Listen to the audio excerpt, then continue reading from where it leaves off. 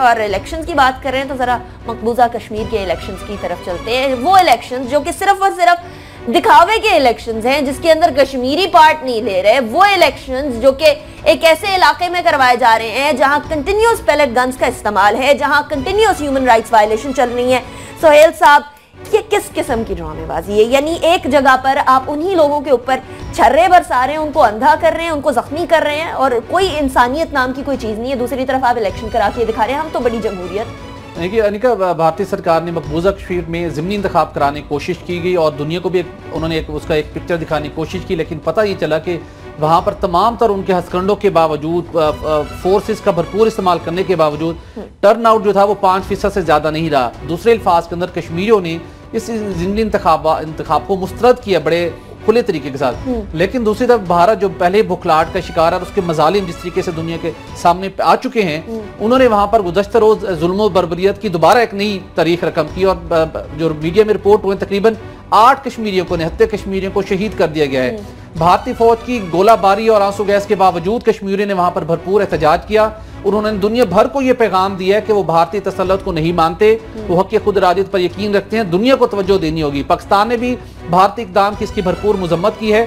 अब दुनिया को भी चाहिए, देखना चाहिए, अक़वाम मुत्तहिदा को भी और दीगर ममालिक को भी, कि भारत ने पहले जो वहां पर गुज़श्ता चंद माह के दौरान जो जिस तरीके से जुल्म मजालिम किए, जिस तरीके से वहां पर बैलेट गन्स का इस्तेमाल किया गया, लोगों के अपनी बिनाई से महरूम हुए, उनके तमाम तर मजालिम के बावजूद कश्मीरियों ने गुज़श्ता रोज भी इन इंतखाबात का बायकाट किया, इसके बावजूद कि वहां पर फोर्सेस का भरपूर इस्तेमाल किया गया। सही, ठीक है। राव साहब, आपका कमेंट। मुझे जो पाकिस्तान की तश्कील 1947 में हुई, जिसपे हमारे कुछ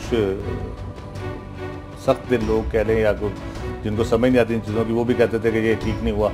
ये इंडिया ने हर आए दिन ये जस्टिफाई किया है कि ये बिल्कुल ठीक हुआ था और वहाँ पे कोई भी ऐसी कम्युनिटी जो उनके अपने हिंदू और ख़ासतौर पर उसमें भी बहुत आला ज़ात के लोग हैं, वो वहाँ पे उसका सर्वाइव करना बहुत मुश्किल है। जिस किस्म के जुल्मों से ढाए जाते हैं वहाँ पे इंडिया के अंदर, कश्मीर को तो वो वैसे ही एक दुश्मन इलाका तस्वर करके वहाँ पे जुल्मों सितम की इंतहा की हुई उन्होंने हमेशा से, किसी न किसी बहाने से वहाँ करते रहते हैं।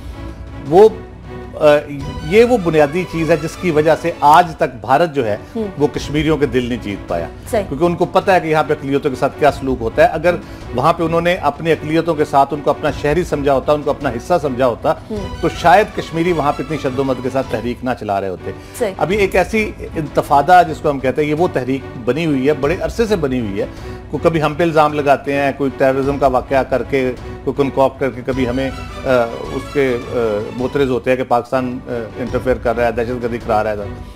ये वो बुनियादी चीज है जो भारत के, ये तो वो चीज है जो एक्सपोज्ड है। अगर दूसरे इलाकों में आप जाएं इनके, जहां पे इस किस्म की तहरीकें चल रही हैं, बहुत से इलाके जहां पे इस किस्म की तहरीकें चल रही हैं, तो वहां पे भी इसी किस्म का जुल्म सितम ढाया जा रहा है। 60 से ऊपर आजादी की तहरीकों के बारे में बात किया जाता है कि इंडिया के अंदर चल रही है। बिल्कुल, इतना तो है। राव साहब बहुत शुक्रिया, सोहेल साहब बहुत शुक्रिया, लेकिन इतना तो जरूर है कि एक ऐसा मुल्क जहां गाय को लेकर जाने के ऊपर एक मुसलमान ड्राइवर को मार दिया जाए, एक ऐसा मुल्क जहां कश्मीर के अंदर घर के अंदर बच्चे सुकून से सो ना सके, जहां बूढ़े बड़े और छोटे का, औरत मर्द की तमीज ना हो, तो फिर वहां से क्या एक्सपेक्ट किया जा सकता है? उसके बाद फिर ये कहना कि हम इलेक्शन करा रहे हैं और बहुत बड़ी जमहूरियत है, तो सरासर मजाक है। हमारे आज के शो से इतना, हमें फीडबैक जरूर दीजिएगा। बाखबर सुख के नाम से फेसबुक, ट्विटर दोनों पर मौजूद है। अपना बहुत ख्याल रखिए। पाकिस्तान और पाकिस्तानियों के लिए दुआ गो रहिएगा। अल्लाह हाफिज़ नासिर।